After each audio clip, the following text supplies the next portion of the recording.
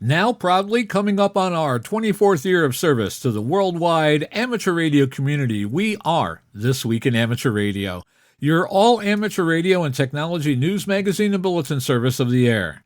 This is edition number 1242, with a release and air date of Saturday, December 17th, 2022. Please take the program to your air following the upcoming cue tone.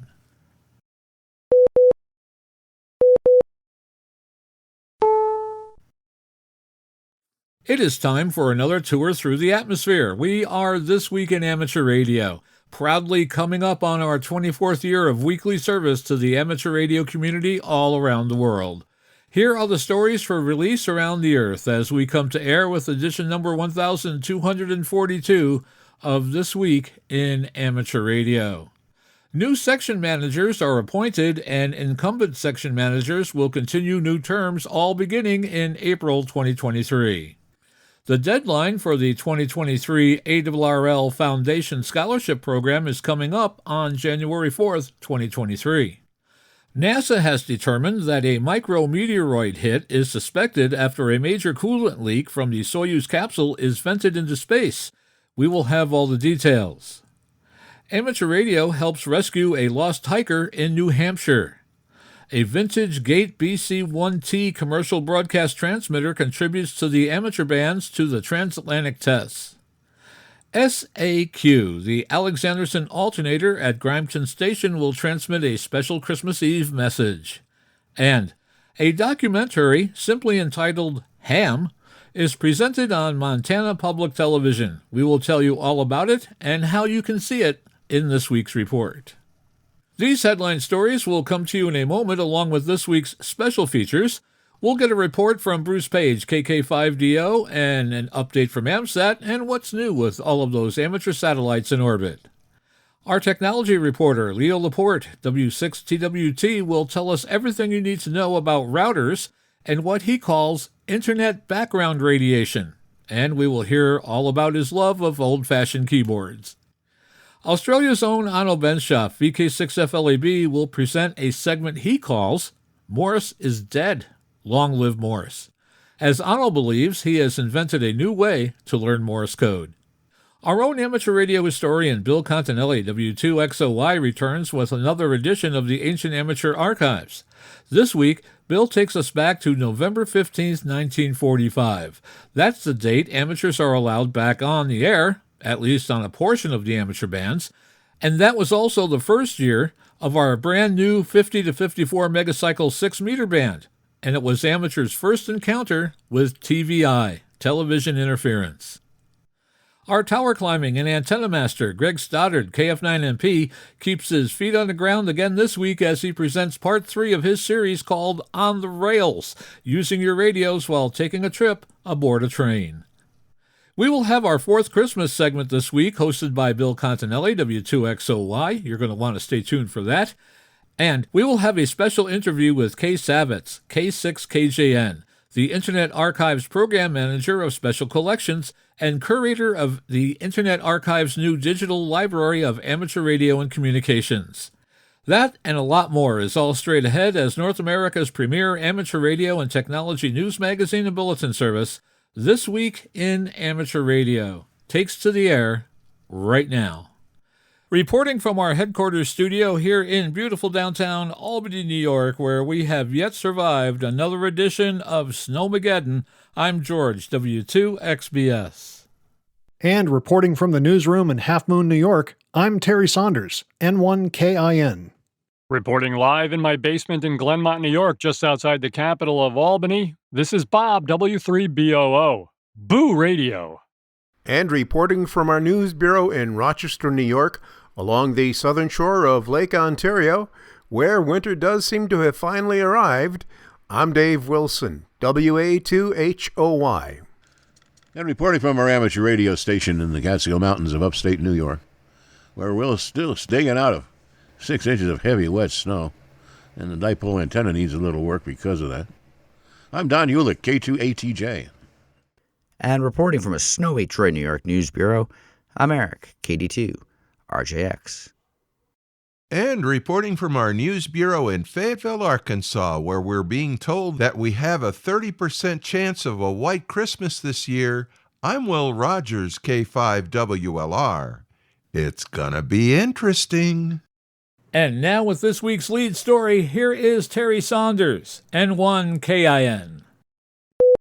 Leading off the news this week, new section managers have been appointed, and incumbent section managers will continue new terms in April of 2023. With more details, we go to John Ross, who files this report from League headquarters. Betsy Doan, K1EIC, has been appointed by ARRL headquarters as the Connecticut section manager as of November 23, 2022, to fulfill a role on a limited basis while the search continues for a full-time section manager. Doan was previously the Connecticut section manager for 25 years, from 1991 to 2016. Chuck Motes, K1DFS, has served as ARRL Connecticut section manager for the last 6 years. He decided not to run for a new term of office when his third term concluded on September 30th, 2022. Ralph Fettig, N0RDF, will become the ARRL North Dakota section manager on January 1st, 2023. Fettig was the only nominee to submit a petition to run for office when the resolicited nomination period closed on December 9th, 2022. As the sole nominee, he has been declared elected. Although his elected 18-month term of office starts on April 1st, 2023, Fettig has been officially appointed by ARRL Field Service Manager Mike Walters, W8ZY, to start early on New Year's Day. Charles O'Neill, KE4AIE, has been appointed to the ARRL Kentucky section manager starting January 1st, 2023. And although O'Neill's elected 2-year term of office officially begins on April 1st, 2023, he was also appointed to start on New Year's Day because the position has been open for the past few months. And you can read more about elections and appointments at ARRL.org. I'm John Ross, KD8IDJ. North Dakota section manager Richard Budd, W0TF of York, decided not to run for another 2-year term of office that began on October 1st. Budd, however, voluntarily extended his service as section manager until a new section manager could be installed. Kentucky section manager Steve Morgan, W4NHO, decided to step down this past July before the current term of office concludes on March 31st, 2023. Morgan of Owensboro has served as section manager since 2017. He has been serving simultaneously as the section traffic manager and affiliated club coordinator. Morgan was also the ARRL Kentucky section manager from 1991 to 1997. For the winter season section manager election cycle, there will not be balloted elections. The following incumbent ARRL section managers ran unopposed, and they've been declared re-elected and will begin their new 2-year terms of office on April 1st, 2023. Rick Paquette, W7RAP, representing Arizona. James Ferguson, N5LKE of Arkansas, Lilia Garner, WA0UIG in Iowa, Malcolm Cohn, W5XX from Mississippi, Stephen Lott Smith, KG5VK in North Texas, Bob Turner, W6RHK representing Orange, and Garth Crow, WY7GC from Wyoming. There were no section manager nominees from Montana for the next term of office. ARRL Montana section manager Paul Stiles, KF7SOJ of Billings, decided not to run for a new term of office. Since no nominations from Montana were submitted, a resolicitation for nominees will appear in the April and May 2023 issues of QST. You are listening to North America's premier news and information service for the amateur radio hobbyist. We are This Week in Amateur Radio.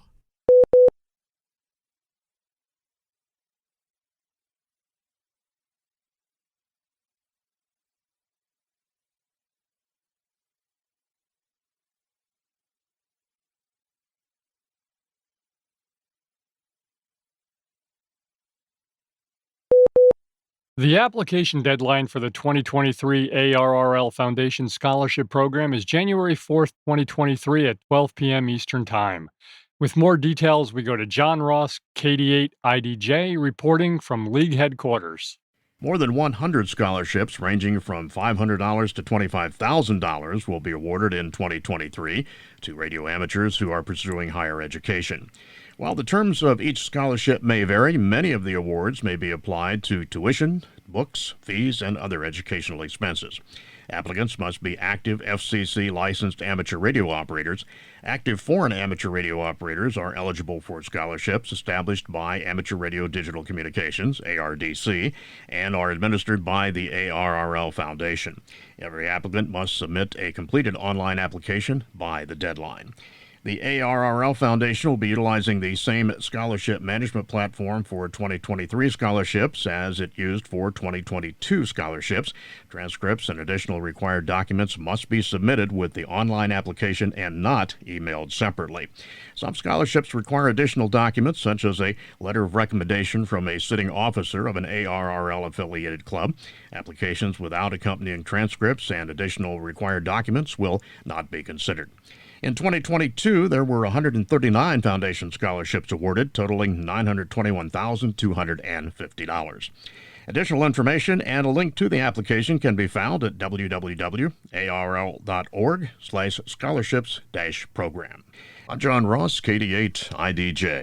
The ARRL Foundation Scholarship Committee will review all applications for eligibility and award decisions. Recipients will be notified in May 2023 via USPS and email. Awards are mailed directly to the recipient schools. The ARRL Foundation administers programs to support the amateur radio community and was established in 1973 by ARRL, the National Association for Amateur Radio. That all-important address, once again, for additional information and a link to the application can be found at www.arrl.org/scholarship-program. A major leak from a Russian capsule docked on the International Space Station was most probably caused when a small meteoroid smashed into a radiator, leading to coolant being sprayed into space, a Roscosmos official has said. Sergei Krikalev, a former cosmonaut who is now director of crewed spaceflight programs at Russia's Space Corporation, said Thursday's leak from the Soyuz MS-22 could affect the capsule's overall coolant system, but that there was no threat for the crew of the space station. The leak had prompted a pair of cosmonauts to abort a planned spacewalk earlier in the day. It also raises concern over the capsule's capability of returning safely to Earth next spring as planned with 2 cosmonauts and a NASA astronaut, or whether an emergency replacement vehicle will have to be sent up. Micrometeoroids, naturally occurring pieces of rock or metal that can be as small as a grain of sand, pose a significant danger to human spaceflight. They hurl around the Earth at about 27,400 kilometers per hour, much faster than the speed of a bullet. Human-made space junk can also damage equipment. Last year, Russia blew up one of its own satellites in a missile test that created clouds of zooming shrapnel. On Thursday, a visible stream of flakes prompted Russian flight controllers to abort the spacewalk, a NASA live stream showed. Tonight's spacewalk has been canceled because of an observed leak of what is believed to be a cooling substance from the Soyuz MS-22. The NASA commentator Rob Navius can be heard saying in a broadcast from NASA Johnson Space Center in Houston, Texas. We noticed a visible stream of flakes coming from the aft of the Soyuz near the instrumentation and propulsion module that was indicative of a leak, Navius added. The mishap occurred just before 2 of the Roscosmos cosmonauts, crew commander Sergei Prokopyev and flight engineer Dmitry Peteland, suited up for a planned spacewalk to move a radiator from one module to another on the Russian segment of the International Space Station. Earlier, an official for Russia's mission control operations near Moscow was heard telling the pair in a radio transmission that their spacewalk was being canceled while engineers worked to determine the nature of the problem. NASA also said the ISS crew was not thought to be in any danger from the leak. The National Conference of Volunteer Examiner Coordinators Question Pool Committee has released the 2023 to 2027 General Class FCC Element 3 Syllabus and Question Pool to the public. With more details, we go to John Ross, who files this report from League headquarters. The new general question pool is effective July 1st, 2023 through June 30th, 2027. and that new pool incorporates some significant changes compared to the last version. Its 432 questions were modified slightly to improve wording and to replace distractors. 51 new questions were generated and 73 questions were eliminated. This resulted in a reduction of 22 questions, bringing the total number of questions in the pool down from 454. The level of difficulty of questions is more balanced, and the techniques and practices addressed have been updated. The pool is available as a Microsoft Word document and PDF. The single graphic required for the new general question pool is available within the documents or separately as a PDF and JPEG files. The newly revised pool must be used for general class license exams starting July 1st, 2023, said ARRL VEC Manager Maria Soma, AB1FM, who is a member of the Question Pool Committee. I'm John Ross, KD8 IDJ. New test designs will be available to the ARRL volunteer examiners on that date. The ARRL VEC will supply its officially appointed, field-stocked volunteer examiner teams with the new general exam booklet designs around mid-June. General class examination candidates preparing for their exams using the 9th edition of the General Class License Manual and/or the 6th edition of the ARRL's General Q&A are encouraged to test by or before June 30th, 2023. New editions of ARRL licensing publications will be available in May for exams taken on or after July 1st, 2023. This note before we begin the story. The following event took place on Sunday afternoon, December 11th, 2022, and was composed by Raul Skip Camejo, AC1LC, Public Information Coordinator for the ARRL New Hampshire section. A New Hampshire man and his dog went out for a day hike yesterday in the Belmont area of central New Hampshire. Things went well until his cell phone battery died, and with darkness near and a prediction of snow, the leisurely day hike was quickly turning into a serious health and safety issue. Fortunately for him, he's also an amateur radio operator and brought along his digital mobile radio, or DMR, handheld. With no cell phone capability, he made a call on DMR New Hampshire statewide channel through the Gunstock Mountain DMR repeater looking for assistance. His call was answered by Bill Barber, NE1B, who was monitoring the channel. The hiker asked Barber to call his wife because he couldn't text or get pinged with his dead cell phone. Barber contacted the hiker's wife, and she was glad to hear that someone was in contact with him. Unfortunately, he didn't know exactly where he was. Believed he'd have to walk through brush for an hour or more just to get to a road. His wife called the local police department and began to search with their fire department. Amateur radio is the only communications from about 4:30 to 6:30 p.m. Barber was able to make contact with Rick Zach, K1RJZ, who lives close to the search area, and was familiar with the area's snowmobile trails. Zach coordinated communications between the responding police units and the lost radio operator and the New Hampshire statewide talk group. Police and fire units attempted to assist in the search by activating their sirens in different locations, trying to obtain a location on the ham operator, but he wasn't able to hear them. Another amateur radio operator, Chuck Cunningham, K1MIZ, was monitoring the events on the NetWatch and noticed that the lost ham had accidentally changed channels. This information was passed along, and 2-meter DMR communication continued until the lost ham walked out to a road and was able to advise searchers of his location. The search and checkout ended successfully at 6:30 p.m. Thanks to the efforts of Bill Barber, NE1B, Rick Zach, K1RJZ, and Chuck Cunningham, K1MIZ. Barber listed some very important lessons learned from the incident.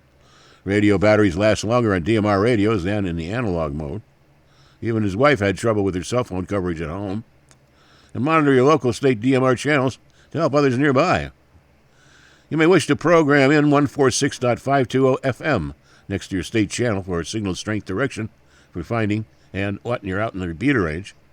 Some hams still monitor 146.520 megahertz simplex. Stay on the primary channel till you know that more hams are nearby to directly find your signal, and hike with DMR network sites cover many areas of New England that don't have any cell service at all. Always hike with a flashlight. And as you went on, I'd like to add one more item to the list. My son is one of the leaders of the Pemigewasset Valley, New Hampshire Search and Rescue Team, and unfortunately responds to too many calls for lost hikers. One very important item that he stresses is that hikers file a flight plan. Let somebody who is not going on the hike know where you're going, how long you expect to be gone, and what communications equipment or capability you have with you. This also applies if you're going out hunting, fishing, or boating. You are listening to This Week in Amateur Radio, available worldwide as a podcast from our web at www.twiar.net.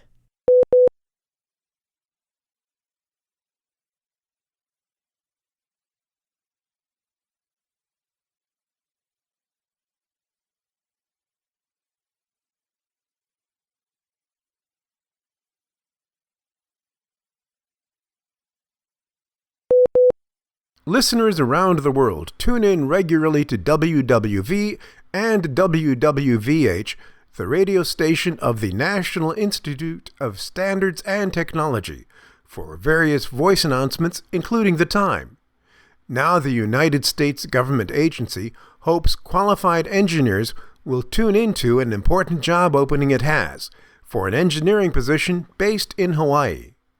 Radio station WWVH, which is part of the National Institute of Standards and Technology, is looking to hire an engineer in charge. In addition to maintenance of the station on Kauai, Hawaii, the job requires regular communication with the NIST's Time and Frequency Division in Boulder, Colorado. The engineer is responsible for the 4 radio transmission systems on 2.5, 5, 10, and 15 megahertz, which are required to be on the air 99.7% of the time. 1 or 2 electronic technicians will report to the engineer in charge. For more details about the job and whether you qualify, visit www.usajobs.gov. Again, that's www.usajobs.gov. Visitors to the Vintage Radio and Communications Museum of Connecticut were part of a celebration of history taking place on Sunday, December 11th.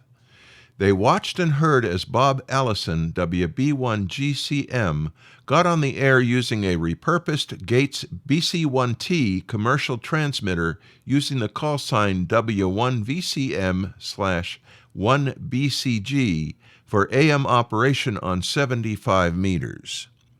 Bob was marking the 101st anniversary of amateur station 1BCG's contact with Scotland during the ARRL transatlantic test of 1921. Bob, president of the museum's Amateur Radio Club, said, "December 11th is a great day to celebrate amateur radio, as the day marks the many technological successes of the era. CW's efficiency and effectiveness over Spark, the use of a super heterodyne radio receiver, and the directional beverage antenna." The tribute event had been organized by Clark Burgard, N1BCG of Greenwich, Connecticut. The original transmissions that made history more than a century ago occurred in Greenwich, about 90 minutes southwest of the museum, with operators sending CW across the ocean. This year, more modern equipment joined the refurbished Gates transmitter during Bob's 3-hour activation, which also included time spent on 40 meters and 2-meter sideband. Before he left for the day and headed out into the snow, Bob made sure he logged one more important contact. Bob talked to the museum visitors who'd been observing him on the radio to share in the triumph of more than a century ago. On Christmas Eve morning, December 24th, 2022, the Alexander Grimmington Friendship Association in southern Sweden will be on the air sending out a special Christmas message to the world. The event will begin at 0830 CET, that's 0730 UTC, with the startup and tuning of the Alexanderson alternator transmitter through the Grimmington radio station, call sign SAQ.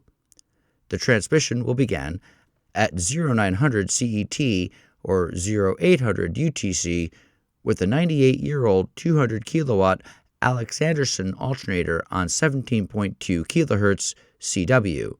Grimmington radio station SK6 SAQ will be the QRV on the following frequencies: 3.535 MHz CW, 7.035 MHz CW, 14.035 MHz CW, 3.755 MHz SSB, and 7.140 MHz SSB. QSL reports can be sent to SK6SAQ via email at info@alexander.n.se. The event will also be live-streamed on the Alexander SAQ Grimeton Friendship Association YouTube channel. The Alexanderson alternator transmitter is the only remaining example of an early pre-electronic radio transmitter technology. The station, built in 1922 through 1924, has been preserved as a historical site. From the 1920s through the 1940s, it was used to transmit telegram traffic by Morse code to North America and throughout the world during World War II. More information about the December 24th Christmas Eve event and the transmitter can be found at the Grimeton radio station website. 10 Nevada County Amateur Radio Emergency Service members were sworn in as Nevada County Office of Emergency Services Disaster Service Worker volunteers during their December 1st, 2022 meeting at the Nevada County Airport in California. Lieutenant Sean Scales, Nevada County Safety Officer, Emergency Operations Coordinator, and Office of Emergency Services administered the oath. Nevada County Amateur Radio Emergency Service, Nevada County Office of Emergency Services signed a memorandum of understanding in May to establish the cooperative relationship. Nevada County Amateur Radio ARRL volunteers are another local resource Nevada County Officer of Emergency Services can call upon to support our community, said Lieutenant Scales. Peter Mason, N6ERL, Nevada County ARRL Emergency Coordinator, added, ARRL members use their radio equipment and training to provide radio communication support to local agencies during emergencies, including Nevada County OES and the American Red Cross. Nevada County ARRL sponsors a free educational program for local neighborhoods called Neighborhood Radio Watch. In 3 in-person meetings, households learn the benefits of and how to use handheld general mobile radio service radios to communicate during emergency situations when internet, phone, and cell services become unavailable or fail, said Mark Triolo, N6PVI, Nevada County ARRL's GMRS program leader. ARRL is a program of ARRL, the National Association for Amateur Radio. The Director General of the British Broadcasting Corporation has announced that the BBC could turn off its terrestrial radio and TV services within the next decade. Tim Davies said a switch-off of broadcasts will and should happen over time, and that the BBC should be active in planning for it. He said the corporation needed to own a move to the Internet future with greater urgency as he looked towards 2030 and beyond. In a speech to the Royal Television Society, he said, "Imagine a world that is Internet only, where broadcast TV and radio are being switched off and choice is infinite. There's still a lot of live linear viewing, but it's all been delivered online." He suggested that's a bad way the switch-off could happen, where access to the BBC is no longer universal or unaffordable for too many. Where the gateway to content is owned by a well-capitalized overseas company, he added.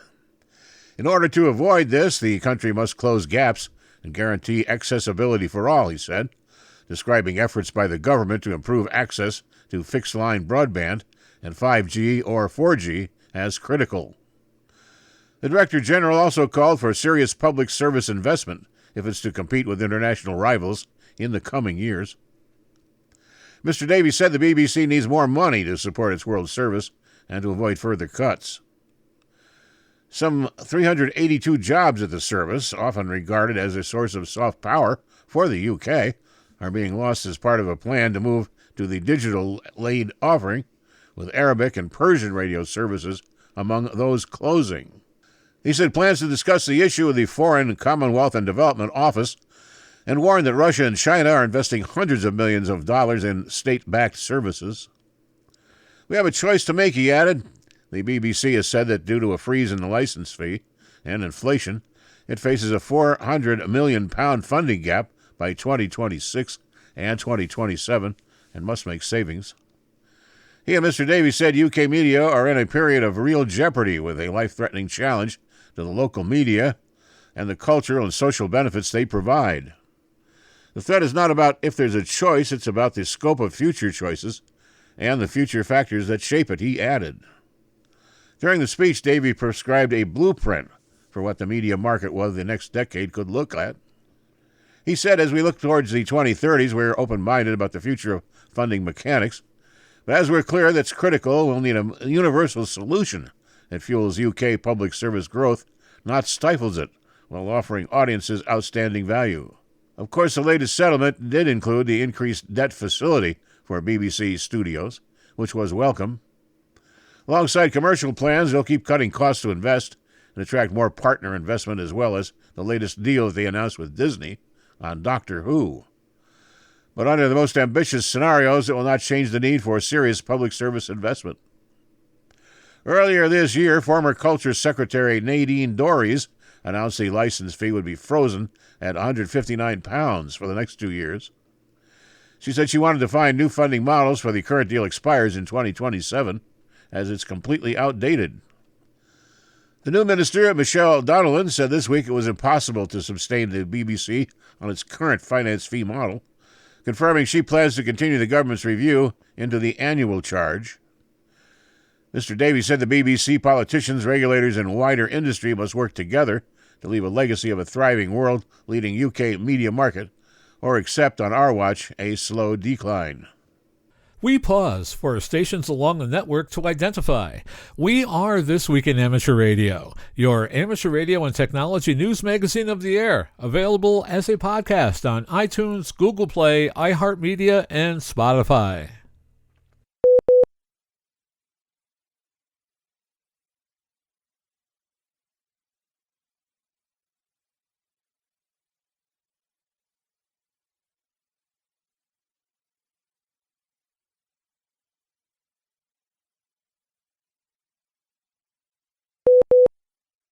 Routers, it's a question that I get asked a lot. What's the best router?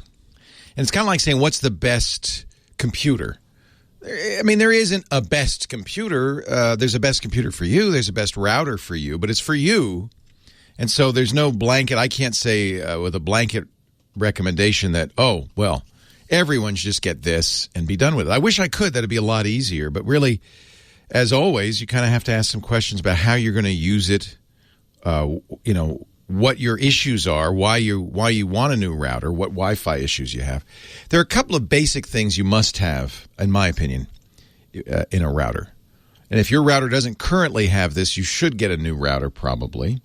Or at least if you're getting a new router, you should make sure that your new router has a few features. Number one on the list is over-the-air firmware upgrades. And I know that maybe that's a little confusing phrase, but you already have that on your phone, right? Your phone automatically updates. You have it on your laptop, on your desktop. Your computer automatically updates. Sometimes it'll say, the phone usually does, hey, I've got updates. Do you want to update now? And you say yes, and that's fine. But you want these updates pushed to you automatically. Most routers, until recently, you just never updated it. And if you were having problems, it's like the BIOS updates on older computers, which, by the way, are also now over-the-air automated. In the old days, you'd say, oh, let me see if there's any update to the firmware on the router. Huh. No, you can't do that anymore because routers are the one thing that you have sitting on the public internet. That means they're bearing the brunt of all the internet attacks. There's constant attacks going on against these routers. Yes, your router. Because things like WannaCry, that's the ransomware, these are called network worms because once they're on a machine, then they go out and try to infect other machines. And they become part of what my friend Steve Gibson calls internet background radiation. It's just constantly going on. There's a virus out there that was, we believe, created by the Russians. We're not sure why. We think maybe they're trying to use it for cyber warfare. It's called VPN filter. You remember a couple of months ago, the FBI said everybody should reboot their routers. That's because this malware VPN filter lived in the memory of your router, and if you turned it off, unplugged it and plugged it in again, it would clear it out of the memory. It wasn't exactly the right advice the FBI gave, because it turned out that they could still get reinfected even if you rebooted it. Really, the only real fix for this kind of stuff is a firmware upgrade. Requires you to buy a router from a manufacturer that's going to keep tabs on that software and update it regularly, and B, push it out to you because you can't be expected to go out and check. It's not your job. The router should automatically update itself. And these days, I would not buy a router that doesn't. It's just too darn risky. In fact, I would extend that to say anything that goes on the internet should be updated automatically. That's why Windows and Macintosh and Android and iOS are all updated automatically nowadays. It's just table stakes. It's just the base requirement. So if your router is not updating automatically, well, get one that does. And if you're buying a new router, get one that does. So that's the first question you should ask. There is a newer standard. It turns out every router, of course, and any decent modern router will have the ability to put a password on the router. And what's actually happening there is it's encrypting its traffic. It's scrambling it. It gets descrambled with the password. That's important so that somebody who's in your vicinity can't snoop on what you're doing and can't join your network. So I hope that if you have a Wi-Fi router, you've turned on password protection. In general, it should be WPA2. And that's because the original password protection built into routers, WEP, was very badly designed and has been cracked. Turns out now WPA2 is pretty vulnerable. If you don't use a good password, it's not so hard to crack. So if you're using WPA2, don't use and I do this. I'm going to change my ways. For a long time I thought, well, it doesn't matter how good a password I use on that. No, it does, turns out. So use a good password. Because what can happen now, even with WPA2, they still need to be able to see your Wi-Fi. They need to get it close enough, sit on your curb or whatever, to get a bunch of packets. But they can download those packets, then go home and run a brute force cracker on them and get your Wi-Fi password. Now, nobody's going to do that to you. Why would anybody care that much? Right? So you're probably okay. But if you really want to be secure, use a long, strong password. That means it's very hard for them to brute force it. They can't crack it easily, even if they take it home and work on it for days and weeks and months. They can't get into it. If you use Monkey123, they'll be into it in a couple hours. Maybe not even that long. So use a good password. WPA3 does not have this vulnerability. It's been announced it will be coming. And a modern router, a router you buy today, should be WPA3 compatible if it has a fast enough processor. So those are all things to keep in mind. You would like a router that can be firmware upgraded to WPA3 if possible. That'll give you more security. But it's not the end of the world if it doesn't. WPA2 is good enough if you use a nice, long, strong password. So what else should you look for in a router? Well, there are other considerations that may or may not be important. I usually like a router that is tri-band. So you remember the early Wi-Fi routers were 802.11b. That was at the 2.4 gigahertz band. There have been new updates to that, and then we're now at 802.11ac, and it can use both 2.4 and 5 gigahertz. And in fact, there are two different segments of the 5 gigahertz band that it can use. So that's a tri-band router. It uses 2.4 gigahertz and high and low 5 gigahertz. Why do you want 3 bands? Well, because in many cases, congestion is a problem these days. Not only are you using many devices, but so is your neighbor. Your neighbor's Wi-Fi is overpowering your Wi-Fi. One of the problems with Wi-Fi is it's a collision-based network, which means if your Wi-Fi router starts sending data and your neighbor's Wi-Fi router starts sending data, your router will go, oh, sorry, I didn't mean to step on you, and stop for a random amount of time before it begins again. 2 different Wi-Fi routers can't talk on the same frequency at the same time. So one will stop and politely wait for the other to finish. This is probably not what you want. Probably not what you want. So my suggestion is get a tri-band router. You're much more likely to be able to find a frequency that isn't stepped on by your neighbor. What about those mesh routers? Well, they're very expensive, but often they work well for people who are having problems because either they have so many devices attached to their Wi-Fi, or more likely because they're so spread out. One Wi-Fi unit will cover about 1,500 square feet. If you have a 2,000 or 3,000 square foot house or more, you might need a extender. And that's what mesh does particularly well. There's Plume, there's Velop, I can go on and on and on. There are a lot of manufacturers that make these. The other advantage of those is in every case they are over-the-air updatable. That's one of the things Wi-Fi mesh routers do, is they constantly get updates so that they work better on your network. It's one of the reasons you pay a little more for them. But you may not need it. if you have a small area, you're not having problems with Wi-Fi, you just want, maybe a little better speed or a little more modern router with better security, you probably can just get a simple Wi-Fi router. We'll be back with more from our tech guy, Leo Laporte, right after we take this quick pause for stations along the network to identify. You are listening to North America's premier news and information service for the amateur radio hobbyist. We are This Week in Amateur Radio.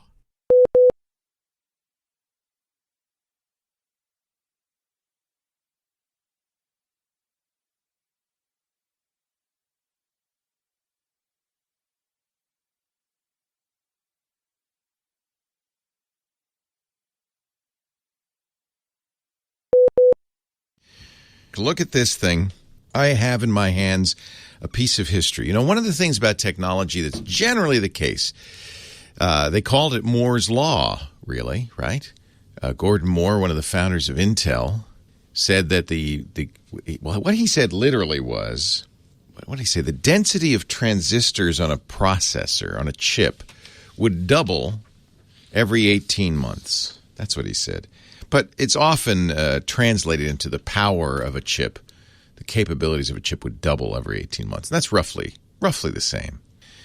And if you understand doubling every 18 months, you understand, well, it doubles, and then in 3 years it quadruples, and then in 4.5 years it 8 times 8, and because it's doubling every year and a half, it doesn't take long before you get some pretty powerful stuff. And we've seen that, haven't we? In fact, we're finally, at this point, I think, getting to the point where processors aren't getting much faster. They're not, the number of transistors might be doubling, I guess, but I don't think so.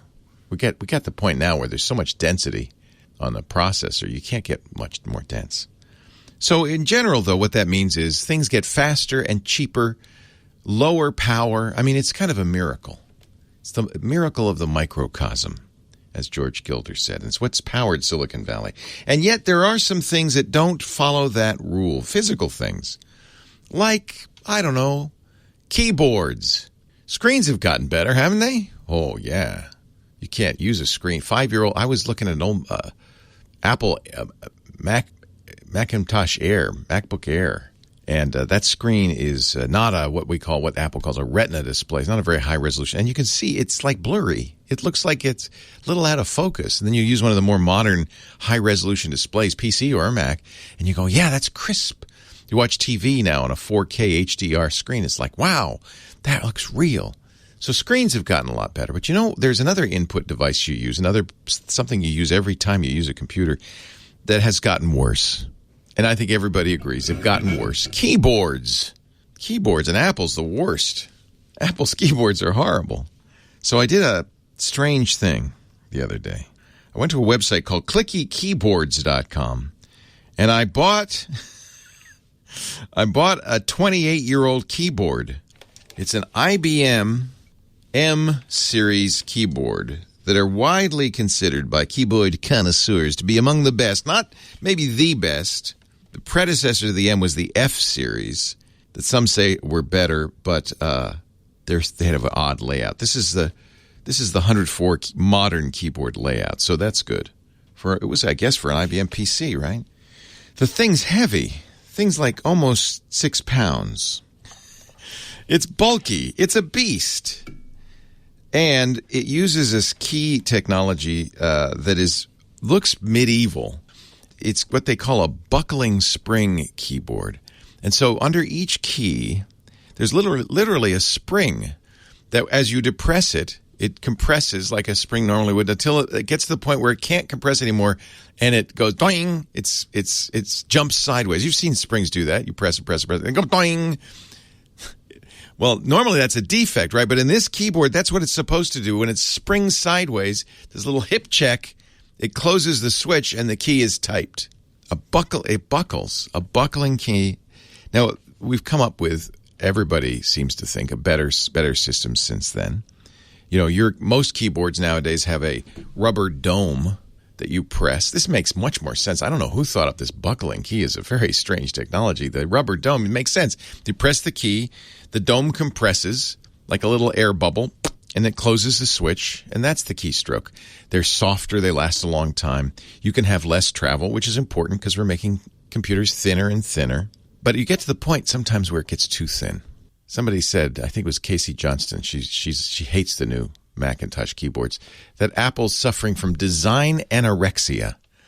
The kind of almost at this point psychotic desire for thinness to the point where you're losing functionality. Apple's laptops are so thin, they don't have room for the keys to move. So they had to develop a new switch. They call it the butterfly key. And a switch that it locks that key in place. It's very solid, very rigid, travels about a millimeter, I think a little more, maybe 1.5 millimeters, and then boom, hits bottom, closes the switch, and you've typed the key. But it's for a lot of us, it's not a satisfactory feeling. It doesn't move very far.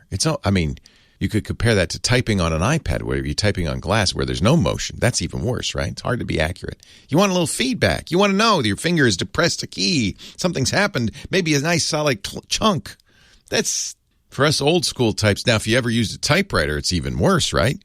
A manual typewriter, you literally are flipping up a lever boom, that hits the paper or the plate and boom, with an audible clack. These aren't quite as clacky as that, but this is the Model M key. You want to hear what a buckling? This will remind you of visiting the Department of Motor Vehicles. That's that sound. And actually, I think ergonometric folks, ergonomics is a study of motion and in the body, say that these keyboards are better for you, less likely to cause what they call carpal tunnel syndrome than I don't know. Is that true? They're sure more satisfying. You hit a key. It's like a sledgehammer. Weighs like a sledgehammer, too. Maybe this is my protest against the Apple keyboards. There's another bigger problem with the Apple keyboards, which Apple's finally admitted, which is that if a crumb gets under this little tiny key, there's no way to get it out. You have to pretty much replace the keyboard. And guess what? It turns out a certain percentage of computer users, I don't know who would do this, eat croissants and cookies and crackers and Cheetos when they're typing. And they get under the keys quite a bit. There's food. Yes. Who would do that? No, you should be in a clean, sterile environment, washing your hands. I'm sure that's what Apple thought when they tested it. They needed to get some Cheeto users in there to test it. People eating their Fritos, Doritos, Biscoff cookies. Get them in there and test it. Then see what happens. Apple said, all right, we'll replace your gosh darn keys or your entire keyboard if we have to. It's expensive because Apple also, when they made these special keyboards, they glued the battery to the back of them. So when you can't take the keycaps off, it'll break them, especially the space bar. So they can't really just take them apart and clean it with a compressed air as you used to do in the old days. No, they actually have to unscrew the entire computer and take the top off and replace it for $700. It's a lot for a $1,400 computer. Give me buckling springs. I guess I'm officially an old guy now. Leo Laporte, the tech guy. Are you ready for another trip into amateur radio history? I'm Bill Continelli, W2XOY, and I'll be back in a moment with another edition of the Ancient Amateur Archives, here on This Week in Amateur Radio. We pause for stations along the network to identify.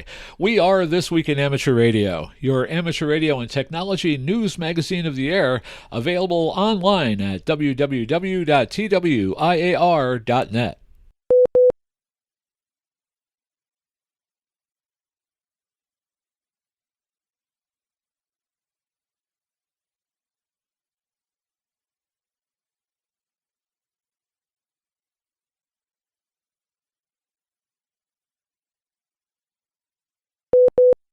U.S. regulators have pushed back on SpaceX's plan to launch an additional 30,000 satellites into orbit that are needed to expand its Starlink space internet service. The Federal Communications Commission cited concerns about orbital debris and space safety, though did grant permission for Elon Musk's company to build, deploy, and operate up to 7,500 Starlink satellites.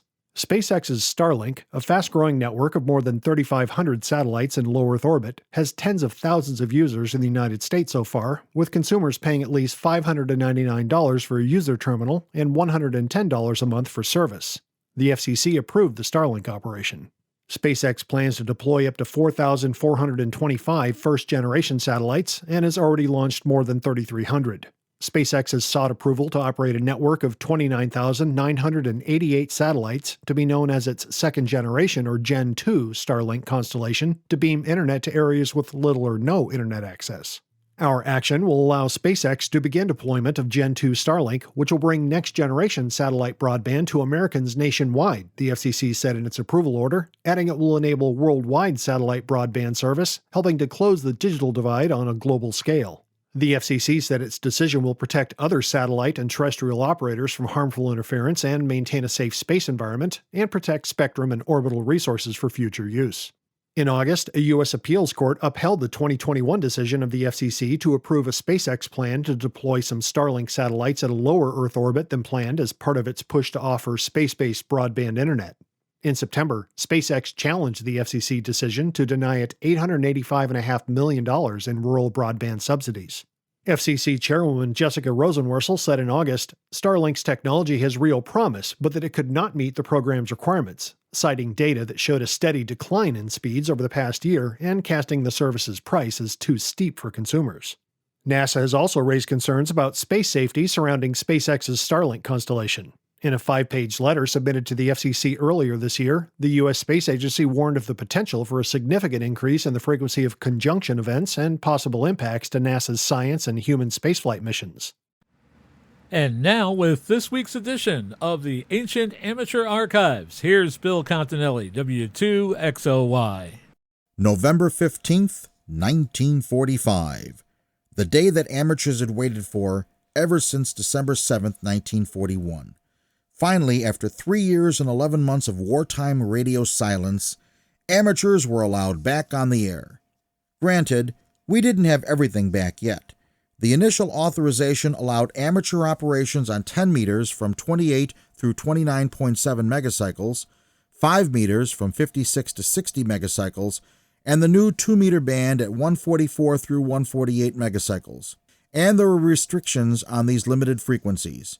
Our old pre-war 5-meter allocation was temporary. The new post-war band was shifted to 6 meters from 50 to 54 megacycles, but the actual transition would not take place until March 1st, 1946. So, we were back on the 56 to 60 megacycle segment for only 3.5 months.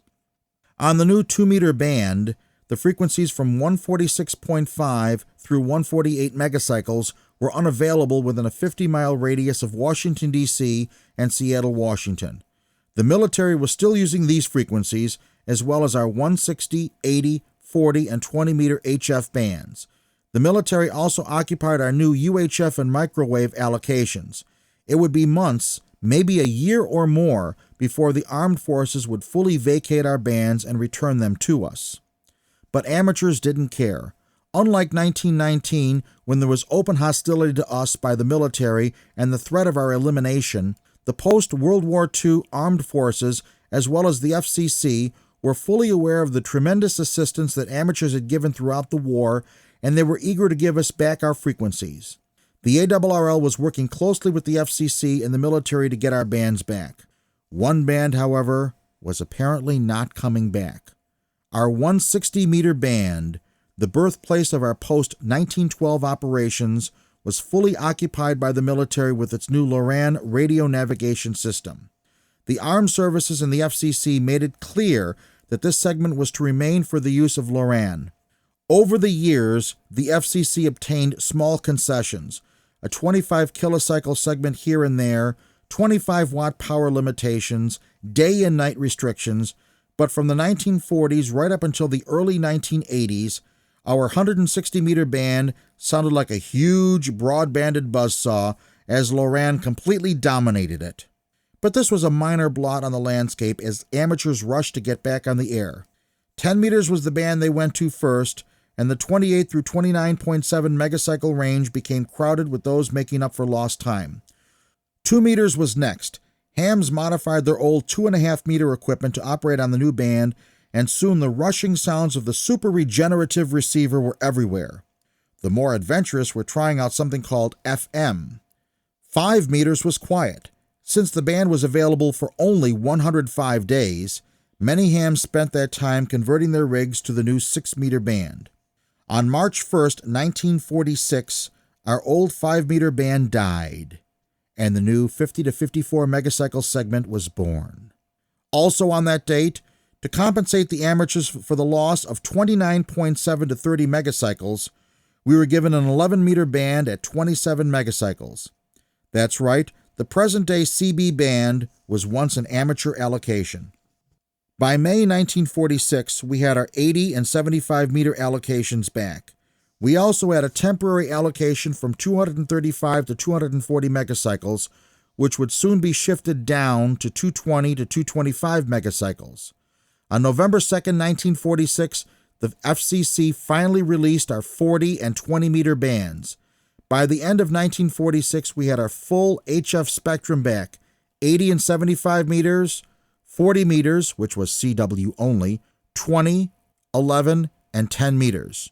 Note that there was no 15-meter allocation then. Our 15-meter band did not appear until 1952.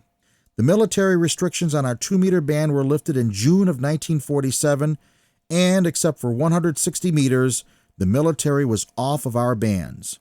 By 1947, every amateur band from 80 through 2 meters was full of stations. But there was trouble brewing. Amateurs weren't the only ones taken to the airwaves. Television was growing by leaps and bounds. In 1946, there were only 7,000 TV sets. In 1947, the number jumped to 180,000, and by 1948, there were over 1 million TVs in use. Amateurs who were used to harmonically related bands and an empty VHF spectrum were not prepared for the TVI their neighbors were experiencing.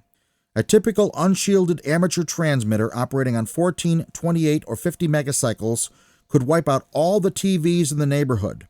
QST ran a series of articles on proper shielding and filtering of stations, and hams gradually learned to eliminate harmonics from their transmitters. But there was one band where shielding and good design didn't seem to help: 6 meters. Our 50 to 54 megacycle segment was sandwiched right between TV channel 1, from 44 to 50 megacycles, and TV channel 2, from 54 to 60. At that time, only channel 2 was actually being used for TV. The channel 1 range was still part of the old pre-war FM band from 42 to 50 megacycles, which was being phased out in favor of the new 88 through 108 megacycle allocation. We were causing interference to WCBS and other handful of stations on channel 2, and the problem would only get worse when channel 1 became available. Tests were run and an interesting solution was proposed. Because a television video signal is amplitude modulated, operates with a wide bandwidth, and uses the lower portion of the TV channel, it was determined that channel 2 was twice as susceptible to interference from a 6-meter station than channel 1 was. The ARRL's proposal to the FCC: eliminate channel 2, keep channel 1. But this idea didn't sit well with the stations already on channel 2, nor did it win the approval of Major Armstrong, who was still fighting the grand battle to keep FM broadcasting in the 42 to 50 megacycle range. And so, in August 1947, the FCC withdrew channel 1 from the TV allocations. By the end of 1947, all the pre-war FM broadcast stations had disappeared from the 42 to 50 megacycle range, which was then turned over to public service. Amateurs learned to operate in the lower portions of 6 meters to avoid TVI to channel 2. In our next installment, we are going to look at a major upheaval that began 40 years ago and pitted amateur against amateur and, according to some, the ARRL against hams. I'm talking about incentive licensing and how it changed the entire licensing structure. This is Bill Continelli, W2XOY, for This Week in Amateur Radio. You're listening to This Week in Amateur Radio, available as a podcast at our website, www.twiar.net, and streamed worldwide via Spotify and iHeartMedia.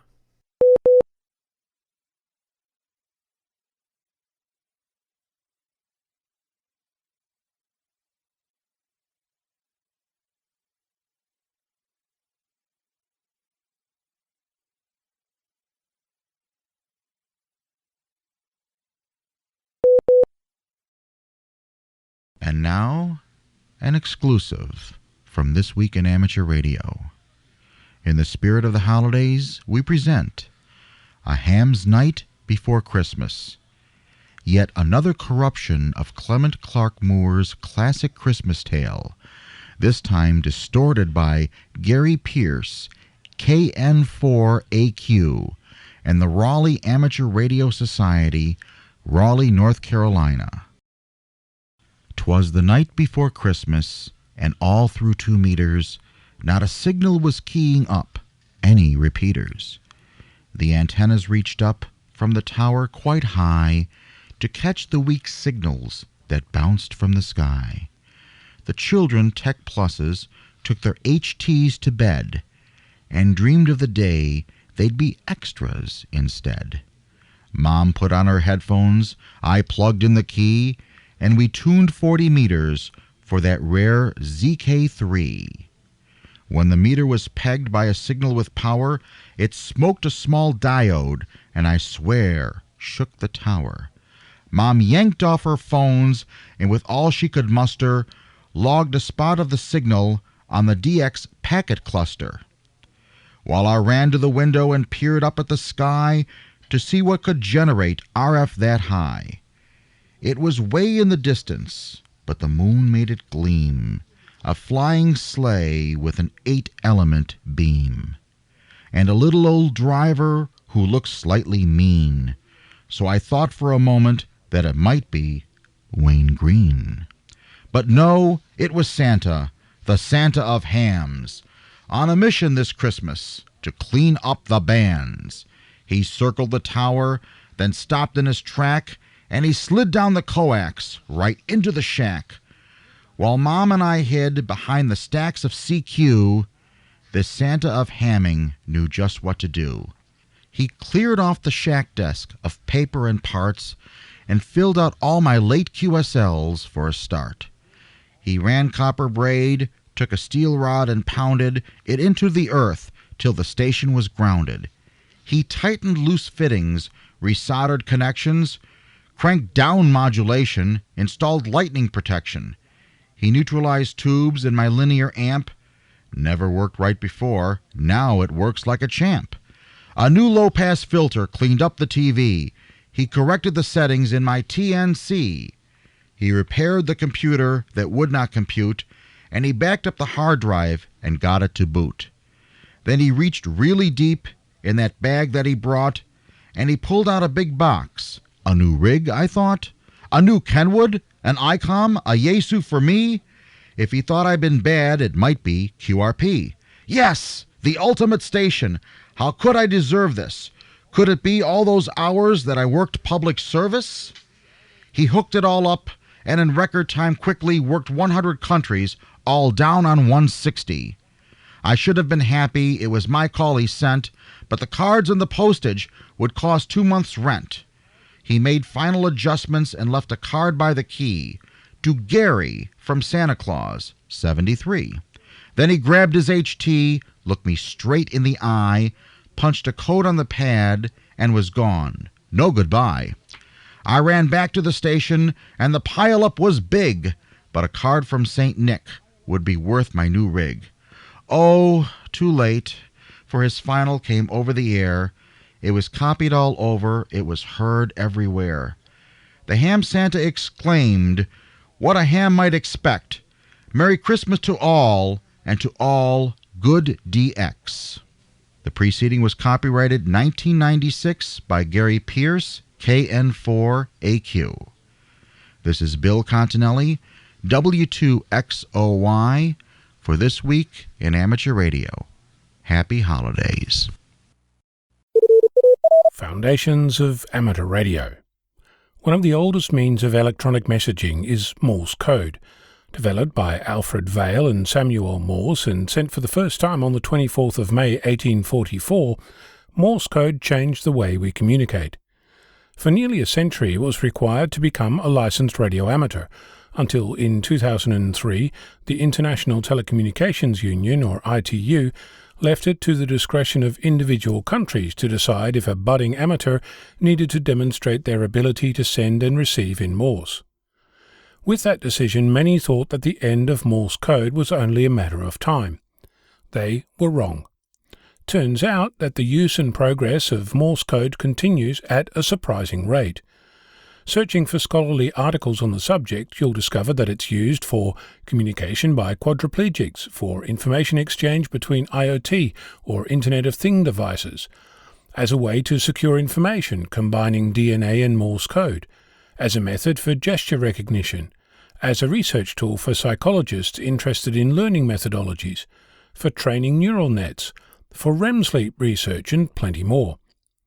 Learning the code is an activity that sparks joy or dread, depending on whom you ask. For me, it's been a decade of anticipation with little to show for it. How to learn is a question that prompts as many answers as there are people within earshot, and most of those disagree with each other. If you do ask, you'll discover that there are dozens of websites that offer to teach you, podcasts and audio files, bits of paper, buzzers, software and video, images and cheat sheets. The list is endless. You'll also discover two terms, Koch and Farnsworth. Both are intended means of learning. You'll find proponents of both methods wherever you look. You'll also hear from people who learnt the Army way, whatever that means. There's people who were taught not to send before they could properly receive, those who were taught the opposite, and everything in between. There's discussion on the topic, heated even, but very little in the way of actual hard data. There's some research. In 1990, the Keller method from World War II was explored. The method involves playing a Morse letter followed by a gap where the student is expected to write the letter, followed by a voice prompt of the letter. Interesting, were it not for the fact that it looked at 9 students and only at their ability to master the alphabet. In 1960, 310 airmen were subjected to 14 tests to determine their ability to learn Morse. No idea what the research outcomes were, since the Journal of Applied Psychology doesn't appear to share their research unless you pay for it. There are reports of actual science behind the Koch method of learning, but I wasn't able to find it, though it's repeated often. It's only with the introduction of computers that actually using this method of learning has become practicable and recently popular. As you might know, I've been attempting to learn Morse code for a while now. I've tried many different things, including Farnsworth, Koch, and others. I publish versions of my podcast as Morse code audio only. They're published every week, and there are a few people who listen. I also attempted to make stereo audio files with a computer-generated voice in one ear and a Morse word in the other. I generated flashcards, I tried learning the code as dits and dars, but in the end nothing really worked for me. About a month ago, I came across a video on YouTube by Electronic Notes. It contained the Morse alphabet as audio and flashed the letter visually on the screen whilst the audio was playing. There's also a video with numbers and a combination of the two. It gave me the idea for something entirely different to try, and in preparing to talk about this, it turns out there's even research to suggest that I might be onto something. I discovered that in 1994, 60 healthy people were tested to determine if learning Morse code in a rehabilitation setting was best achieved using visual, auditory, or a combination of both. The research conclusion was that the combination works best. My idea is a video that shows an individual word whilst Morse code for that word is heard. There's no dits and dars on the screen, just the word, written in English, and the Morse code for that word. The speed is 25 words per minute, or WPM, and it's played with a side tone of 600 Hz. Each video is an entire podcast, lasts about 30 minutes and plays at full speed.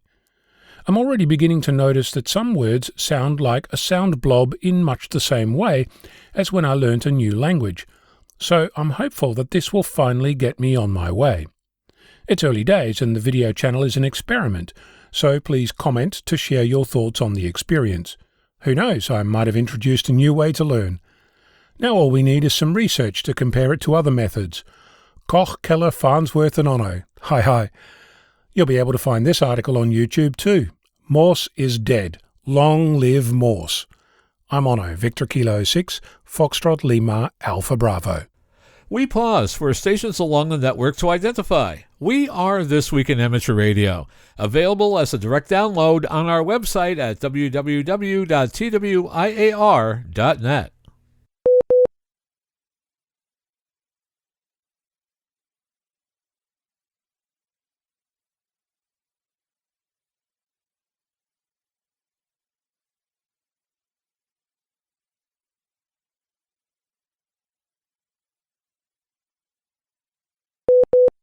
I'm Kent Peterson, KC0DGY. When I found out that Archive had this new project they were working on, the Digital Library of Amateur Radio, I'm just like, this sounds perfect for me because I know how to use the tools. I am very interested in ham radio. And honestly, I love the Internet Archive. Seemed like a dream job.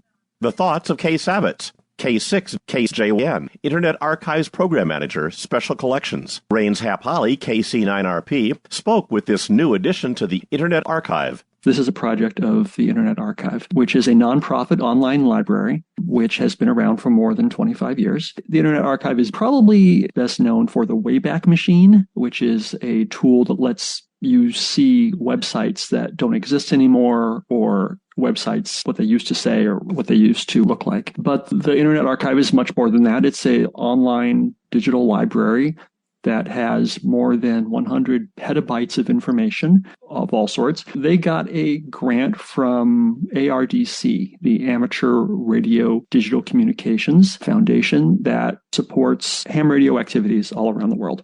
They give grants to further the aspect of ham radio. So Internet Archive got a grant from ARDC to create the ultimate online library all related to amateur radio, shortwave radio, and other aspects of radio communication. The Digital Library of Amateur Radio and Communications is a new project, only a couple of months old. I am the person who is curating the library. What motivated you to get into the archiving business? That's an interesting question, Hap.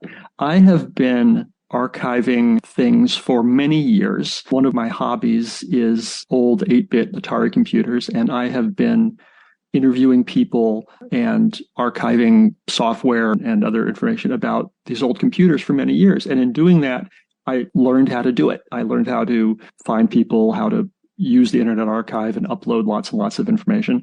How do you determine what you're going to archive? The history of ham radio, as you know, as a hobby is more than 100 years old, and there's so many aspects to it that it's hard to say no to anything. I have a very long leash. People have offered me books and magazines to put online, podcasts and YouTube video channels, and talks from ham radio conferences, recorded talks, call books and manuals. It's all fair game.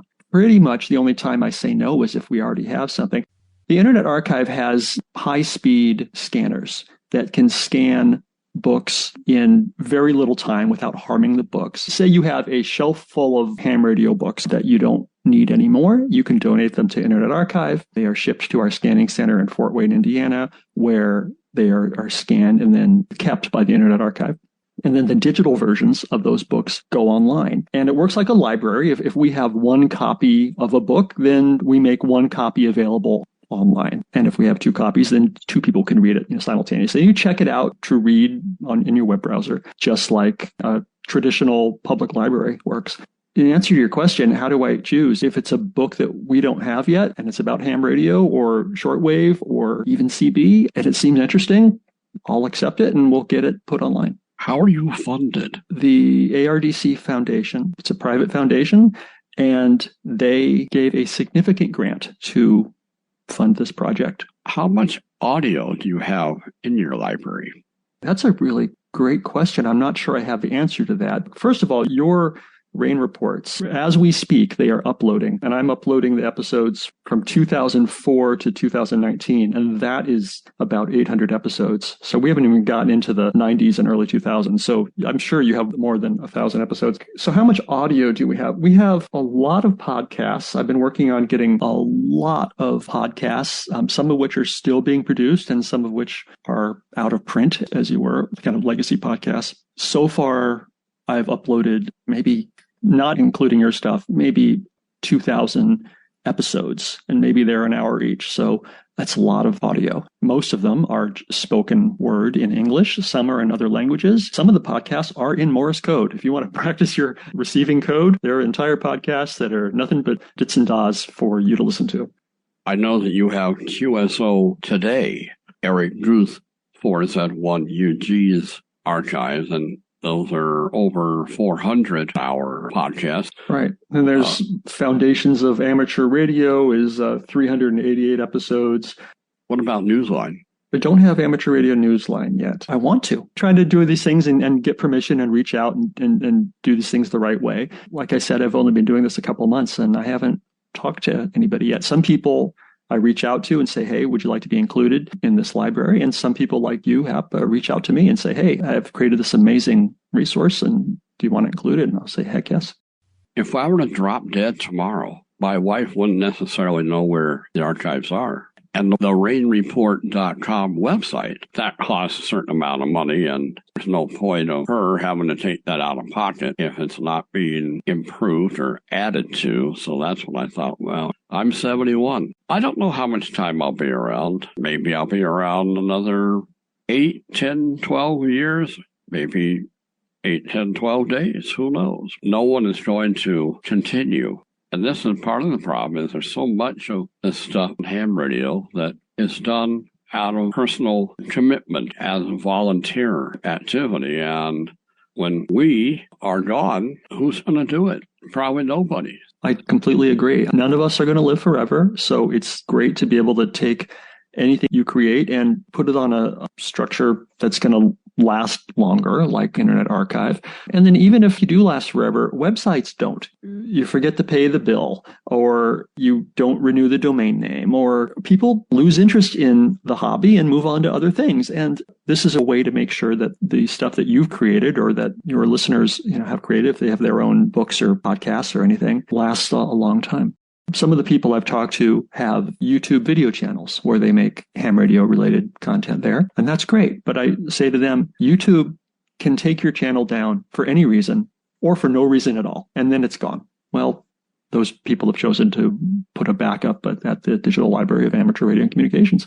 And we're not going to take your stuff down. And that reminds me to remind you that there is a Rain Report channel on YouTube. It's only been there since I began producing the Rain Hamcasts. Because of time commitments, there's really no time to add video to these audio programs.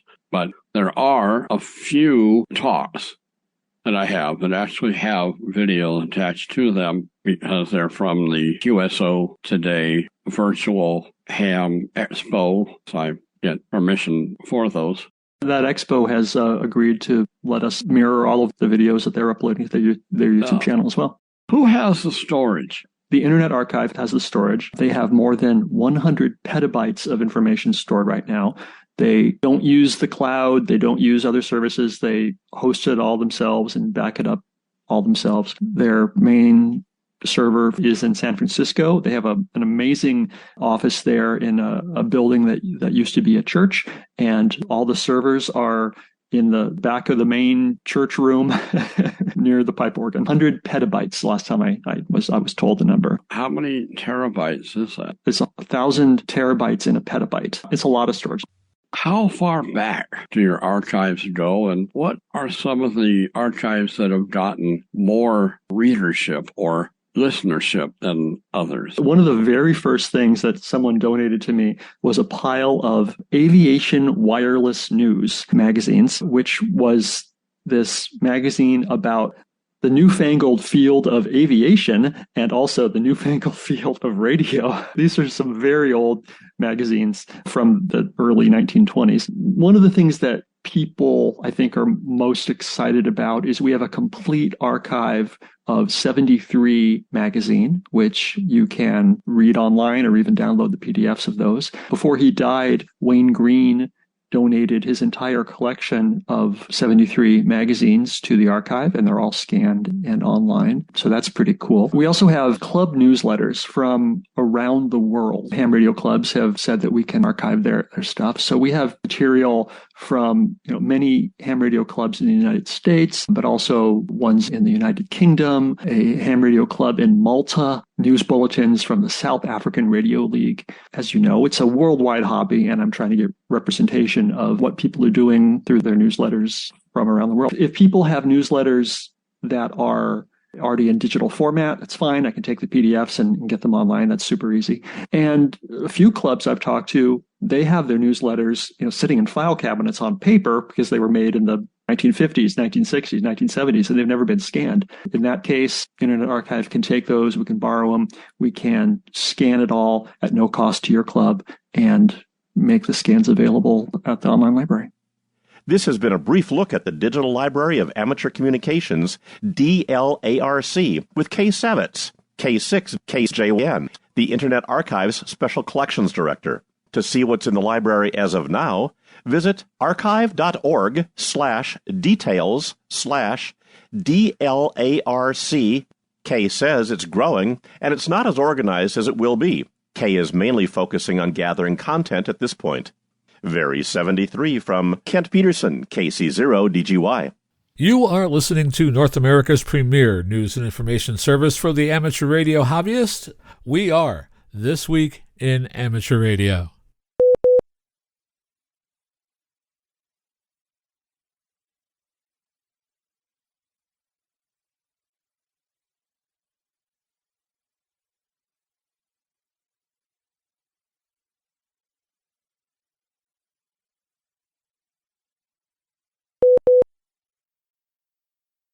Bruce Page, KK5DO, has filed his AMSAT report for this week, and as we have mentioned, CAS-5A recently as one of the newest amateur satellites. It has now been issued the official Oscar number. It is known as Fentai Oscar 118, or FO-118. Congratulations to the Chinese amateur radio group CAMSAT for their efforts in having this satellite designed, built, tested, and it is operational. They worked with local education authorities and students from 10 high schools. One of the more unique features of the satellite is that it has a VU linear transponder as well as a VU FM repeater. A lot of fun, whichever method you prefer, maybe both. It is time for the weekly propagation forecast report, brought to us each week by Tad Cook, K7RA, in Seattle, Washington, who reports this week that heightened sunspot activity over the past week no doubt produced the great conditions during last weekend's ARRL 10-meter contest. Compared to the previous 7 days, the average daily sunspot numbers jumped from 85 to 136.9, while solar flux averages increased from 137.5 to 150. Geomagnetic indicators were lower, with the planetary A index decreasing from 14.4 to 7.7, and the middle latitude A index decreasing from 9.1 to 6. Higher sunspot numbers and lower geomagnetic indicators are an ideal combination for favorable HF propagation. New sunspots appeared every day except for December 12th, with one new sunspot on December 8th, another on the 9th, 3 more on December 10th, another on December 13th, and 1 more on December 14th. So let's take a look at the latest prediction from the United States Air Force via the National Oceanic and Atmospheric Administration, who shows solar flux predictions at 162, 160, 158, 154, 152, and 150 on December 17th through the 22nd. Then 120 on December 23rd through the 28th. Then 125, 130, and 135 on December 29th through the 31st, and 145 on January 1st through the 8th. Taking a quick look at the predicted planetary A indice, it will be 5 on December 17th, 10 on December 18th, 8 on December 19th through the 20th, then 12, 8, and 15 on December 21st through the 23rd. It'll be 20 on December 24th through the 28th, and then 12, 10, 12, 8, 5, and 18 on December 29th, all the way through January 3rd, 2023. In radio sport contesting on December 15th and 16th, it's the Walk for the Bacon QRP contest. That is CW. On the 16th, a couple of opportunities for December, the AGB Party Contest, CW Phone and Digital, and the Russian 160-meter contest, that is CW and Phone. On the 17th, a lot of opportunities, the Feldhell Sprint, that's digital, the OKDX RIDI Contest, that's also digital, the RAC Winter Contest, CW and Phone, and on December 17th and 18th, the Croatian CW Contest, that is CW. Also on December 17th and 18th, the Stu Perry Top Band Challenge, that's CW. And on December 18th, the ARRL Ricky Roundup, that is CW as well. And some upcoming section, state, and division conventions for 2023. On January 7th, it's the Ham Radio University hosting the ARRL New York City Long Island Section Convention. That is an online event. January 20th through the 21st, the Southwest Florida Regional Ham Fest hosting the ARRL Southern Florida Section Convention. That's in Fort Myers, Florida. And on January 27th through the 28th, the Capital City Ham Fest 2023 hosting the ARRL Mississippi State Convention. That is in Jackson, Mississippi. The journey of discovery that comes with hiking across Romania's Via Transilvanica is an adventure for hikers, cyclists, and horseback riders. It got underway on the 8th of October with the official opening of the 1,400-kilometer trail, which had taken 4 years of construction and special preparation. The journey, which marks the trail's inauguration, is also one for amateur radio operators. Radio Club YO6KGS is activating special event station YR1400VT on the HF bands from now until June 30th, 2023. It's a celebration of the long-distance trail that Romania sees as its counterpart to the Appalachian Trail in the United States and El Camino in Santiago in Europe. While hikers hope to gain insights into their own lives in a natural setting, amateur radio operators and shortwave listeners around the world can work towards diplomas at different levels according to the number of contacts with other operators, many of whom will be young amateurs and members of the YO6KGS School Radio Club. Listen for their call sign on SSB and CW. Of special note is CW speeds will not exceed 14 words per minute. For details about the rules and awards, visit the QRZ.com page for YR1400VT. Few of us need reminders that the Bouvet Island de-expeditioners will be activating 3Y0J. From the remote island setting there, will be setting sail in less than a month. The 22-day on-air operation will be being led by Ken, LA7GIA, Rune, LA7THA, and Irwan, LB1Q1, and the 12-member team is being motivated to log more than 200,000 QSOs. With Bouvet in the number 2 spot on the DXCC Most Wanted list, this is not an impossible goal. While others have activated Bouvet over the years, none have approached the logging that many contacts. The team is committed to reaching its goal. If you visit the D-Expedition website at 3y0.n0, you'll find a propagation poll under the tab labeled Latest News. This will enable interested D-Expedition chasers to provide the team with details about their station's setup, including power and antenna, so the operators can approximate propagation to a certain region based on the stations calling them from there. Applications are now being accepted for campers interested in attending Youth on the Air Camp 2023. With more details on the upcoming youth camp, we go to John Ross, KD8IDJ, reporting from League headquarters. Licensed amateur radio operators ages 15 through 25 are encouraged to apply online at youthontheair.org. The Radio Amateurs of Canada will be the local host for the 2023 YOTA Camp. It's scheduled to take place July 16th through the 21st, 2023, at the Carleton University campus in Ottawa, Ontario, Canada. Applications will be accepted through May 31st, 2023, but for the best chance at being selected, applications should be submitted by 23:59 Universal Coordinated Time on January 15th, 2023. The application process is free. However, a $100 deposit is required upon acceptance. If a camper is unable to pay the deposit, they may be able to apply for a scholarship or a waiver. Camp Director Neil Rapp, WB9 VPG, said campers are responsible for their transportation to the camp location, though some assistance may be available, and travel during the camp events is provided. A YouTube video is now available about the 2023 Utah Camp. For details and additional information, contact Camp Director Neil Rapp, WB9VPG, at director@youthontheair.org. I'm John Ross, KD8 IDJ.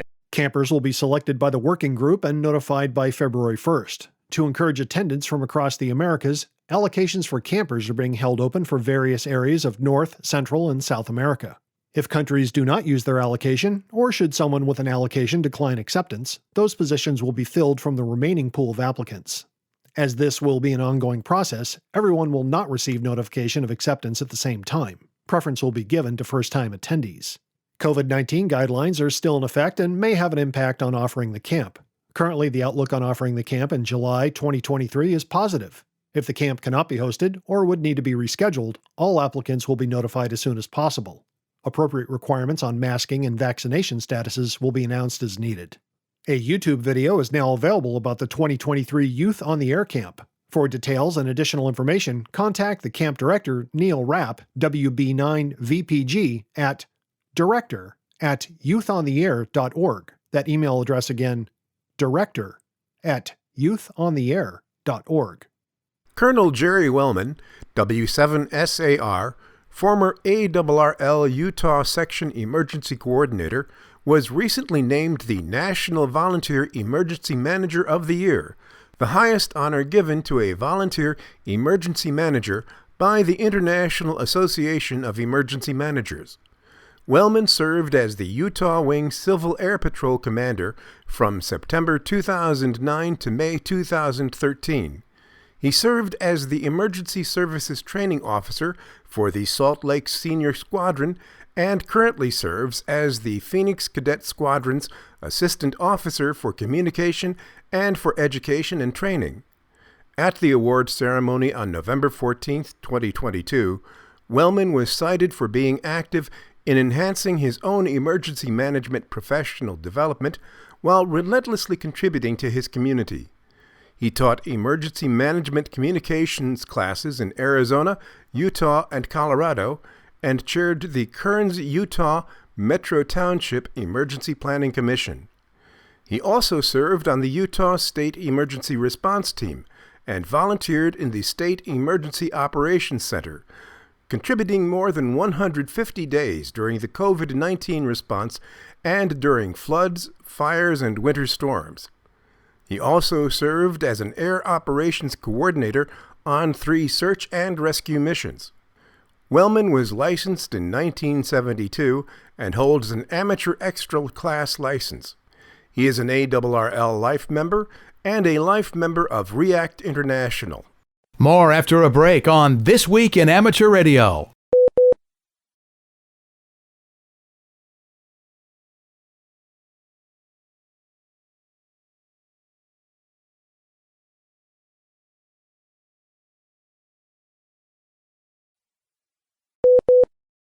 A children's game of hide-and-seek at a railway station went very wrong in August of 2020 when a 5-year-old girl chose an unfortunate spot to hide from her 3 brothers, a train that pulled out of the station shortly afterwards.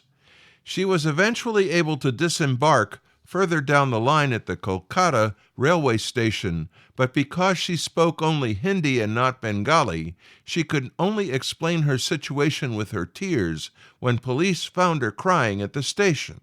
According to a report in the Millennium Post, a year passed in which the girl was sent by an NGO to a children's care home and enrolled in school.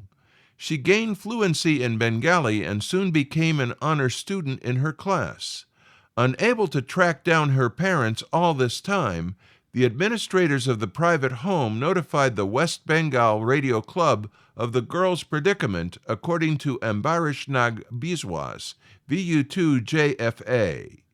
Club members utilized their network of contacts and were able to trace her family to Jharkhand, a bordering state in eastern India. Photographs shared with the family on the WhatsApp mobile platform confirmed that this was indeed their missing daughter. The little girl went home on Saturday, December 10th. Ambarish Nag Biswas told the Indo-Asian News Service, When our contacts got in touch with the mother and we got her to connect with her daughter through a video call, it was a heart-wrenching moment. The woman had given up her child as dead. The little girl had given up all hope of getting back to her family ever again. On December 9th, 2022, the CAS-5A satellite was launched on a Smart Dragon 3 Y1 launch vehicle from the Chinese Sea launch platform in the Yellow Sea. The Chinese amateur satellite group, CAMSAT, working closely with local education authorities, designed, built, tested, and managed the CAS-5A satellite. 31 students from 10 high schools learned satellite design, manufacturing, and applications through educational courses initiated by CAMSAT and the Fengtai Educational Institution. The satellite carries VU and HU linear transponders, a VU FM repeater, and CW and GMSK telemetry beacons for amateur radio use. At the request of CAMSAT and the CAS-5A team, AMSAT hereby designates the satellite as Fengtai Oscar 118 or FO 118. We congratulate all the involved teams, thank them for their contribution to the amateur satellite community, and wish them continued success on this and future projects. Radio Spectrum Management, or RSM, in New Zealand is preparing to say goodbye to two members of its radio investigations team who are among those with the longest tenure.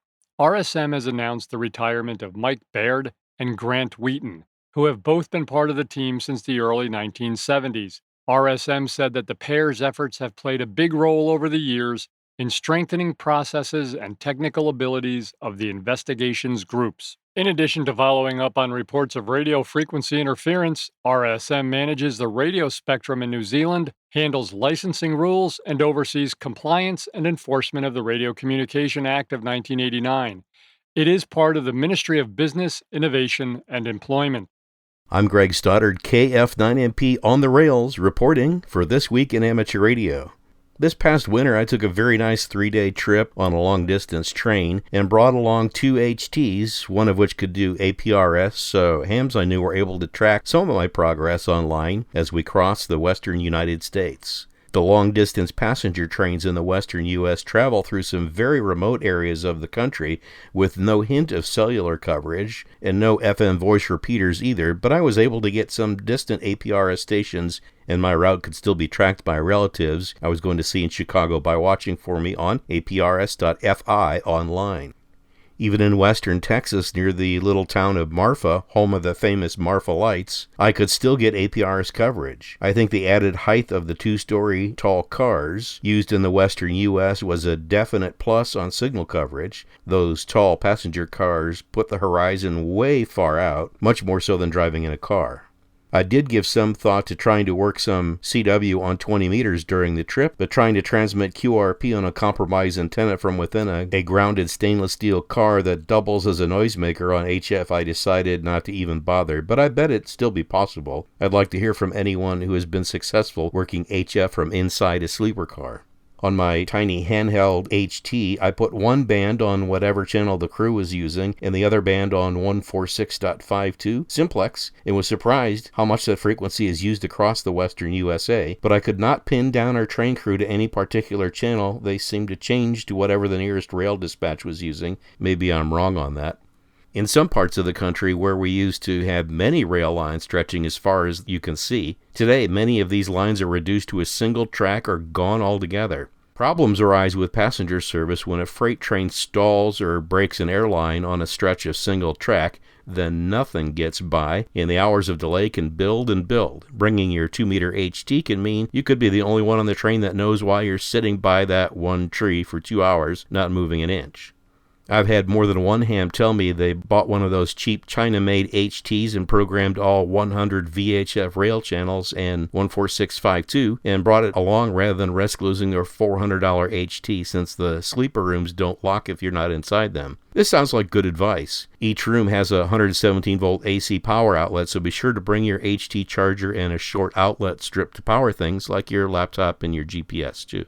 In parts of the western U.S. rail network with decent cellular coverage, I saw several younger people playing online shooter games on laptop computers seated at empty dining tables up in the observation car where the cellular coverage must be better and there are plenty of 117-volt outlets. One young boy was playing a live-action shooter game, wearing a headset and talking to his teammates around the world from a seat inside the observation car, talking in a full outdoor voice, perhaps unaware that he could be heard over the entire car and nobody could carry on a conversation within 10 feet of him, and his mom was sitting right next to him and never tried to quiet him down. The main lesson to be learned here is that the only means of communication on the rails today that always works is VHF two-way radio. Next time you're thinking of taking a trip, why not consider including ham radio and take the train instead of the plane and all the hassles at the airport and those tiny uncomfortable seats. This is Greg Stoddard, KF9MP in Phoenix, Arizona, on the rails, reporting for This Week in Amateur Radio. This year, Data VU2DSI was not the only amateur activating a special event station in late November to mark the birth of the pioneering Indian scientist Jagdish Chandra Bose. Data has operated his special event AU2JCB for 17 years. This year, Parks on the Air India has organized their own separate tribute using the call sign AT8JCB. It was a POTA activation as well, operating from the Manjapur Forest Park in West Bengal, India. POTA number VU-0136. Parks on the Air India is a relatively new program. It began barely a year ago, but according to the POTA country administrator, Aruvnya Day, VU3XRY, the team of operators made up for the lost time and with a Bose tribute. He said the response was nothing short of huge and a great success. Arunava went on the air to say over the course of the 8-day activation, AT8JCB logged more than 900 QSOs. With QSL and EQSL cards being sent in mid-December to their various destinations, Parks on the Air India has other activities in store for the rest of the month. There will also be more than 4,000 parks to be activated on the list of qualifying POTA locations. The man was called by many to be the father of radio communications and would no doubt be proud of all the amateur radio activity these days in India. Originating from Albany, New York, and distributed worldwide, you are listening to This Week in Amateur Radio.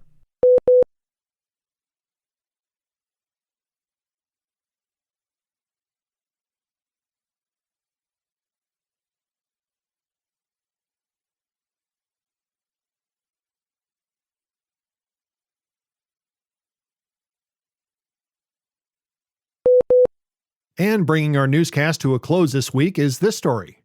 On Thursday, November 24th, 2022, Thanksgiving evening, Montana Public Broadcasting aired a documentary about amateur radio that was appropriately titled Ham. The 25-minute program was produced by students in cooperation with the Greater Montana Foundation, as well as the School of Journalism and the School of Visual and Media Arts at the University of Montana in Missoula. Several local amateur radio operators were featured in the program, including Lance Collister, W7GJ, Dennis Lane, KR7Q, Mike Leary, K7MSO, and Keith Graves, NE7R. Together, they talked about how amateur radio has evolved and their experiences as active hams. The program is available to watch on the Montana PBS website at www.montanapbs.org/programs/ham. That address again, www.montanapbs.org/programs/ham. I was happy to agree to the interview, said ARRL member Dennis Lane, KR7Q, who was among a handful of hams featured in the video, such as Lane and his wife Debbie, Lance Collister, W7GJ, Karen Orzik, Mike Leary, K7MSO, Keith Graves, NE7R, and Lois Graves, W7LAG. The students visited my home and ham shack in early March of 2022. They seem to be interested in the human interest aspect of ham radio, Lane continued. I try to emphasize the relationships and lifelong friendships that I've enjoyed over my 45 years in the hobby. Lane also shared, when I told the students about Parks on the Air, they asked if they could come with me on my next Parks on the Air activation.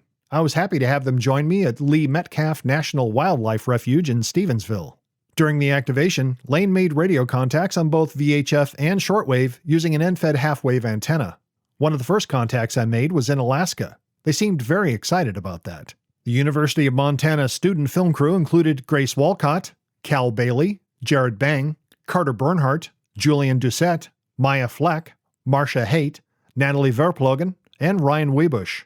Lane published these personal videos from behind the scenes of the making of the film. They are available on YouTube. This Week in Amateur Radio is holding open auditions for news anchors for the weekly national worldwide amateur radio news service. If you have a good radio voice and can reliably read provided news copy, we are looking for you. This, of course, is an all-volunteer position. An amateur radio license is not required. You must have a high-quality microphone, headset mics are not used, and be familiar with audio editing software to record and edit your finished news stories before uploading. If you would like to try out for a weekly or bi-weekly anchor position with North America's premier amateur radio news on air and podcast, please send an email to our producer, George, W2XBS. You can include a sample MP3 of yourself reading news copy sent as an attachment to W2XBS77@gmail.com. That's whiskey, the number 2, X-ray Bravo Sierra 77@gmail.com. Be sure and use Anchor Audition in the subject line. Please include your phone number and a good window of time for a callback to discuss your submission and our operating logistics to see if This Week in Amateur Radio is a good fit for you. We hope to hear from you soon. Electron Benders Amateur Radio Club in Tulsa, Oklahoma, airs This Week in Amateur Radio every week on club-owned KOKTLP 90.9. Many of the news and information items heard on this edition of This Week in Amateur Radio have been provided by the American Radio Relay League, the ARRL Audio News Service, and the ARRL Letter, the Southgate Amateur News Service, Steve Richards, G4 Hotel Papa Echo, and the Southgate Vibes News Service, AMSAT, the Radio Amateurs of Canada, the FCC, the Radio Society of Great Britain, and Ofcom, the South African Radio League, the International Amateur Radio Union, the Wireless Institute of Australia, and the Australian Communications and Media Authority, the New Zealand Association of Radio Transmitters, the Amateur Radio Newsline, the Rain Hamcast, Eric Guth, 4Z1UG and QSO Today, QRZ.com, the Tech Guy, Leo Laporte, the International Telecommunications Union, and various news sources on the Internet. With special thanks to all our weekly news sources and to you, our listeners, that wraps up this edition of This Week in Amateur Radio. If you would like to write to us, you can find everything you need, including archive editions of the news service, at our website at twiar.net. And now, for all of us at This Week in Amateur Radio headquarters and all our news team around the world, this is Will Rogers, K5WLR in Fayetteville, Arkansas, wishing you 73.